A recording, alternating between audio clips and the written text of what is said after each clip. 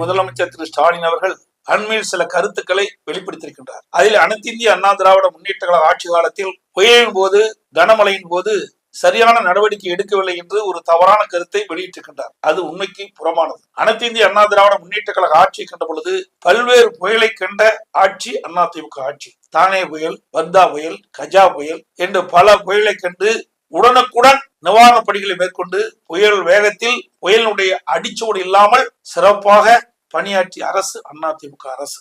இன்றைய தினம் திராவிட முன்னேற்ற கழக ஆட்சி அமைந்த பிறகு 2023ஆம் ஆண்டு மிக்ஜாம் புயல் வந்தது.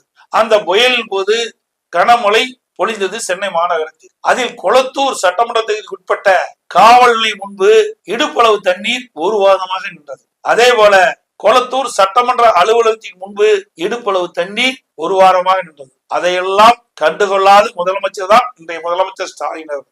ஒன்றுமே தெரியாத போல அதிமுக ஆட்சியில் புயல் காலத்தில், கனமழை காலத்தில் எந்த நடவடிக்கையும் எடுக்கவில்லை என்ற ஒரு தவறான கருத்தை இன்னைக்கு வெளிப்பட்டிருப்பது கண்டிக்கத்தக்கது.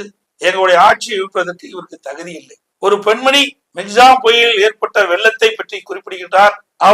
அவருடைய வீட்டுக்கு அருகில் தண்ணீர் நிற்கின்ற பொழுது, நடந்து செல்கின்ற பொழுது அந்த பெண்மணி சொன்ன கருத்து, ஸ்டாலின் தான் வந்தாரு, நீச்சல் அடிக்க விட்டுட்டாரு, ஸ்டாலின் தான் வந்தாரு, நீச்சல் அடிக்க விட்டுட்டார் என்று அந்த பெண்மணி சொன்ன அந்த அற்புதமான வார்த்தை எல்லா வலைதளங்களிலும் பரவியது. அது கூட தெரியாத முதலமைச்சர் தான் இன்றைய முதலமைச்சர் ஸ்டாலின் அவர்கள்.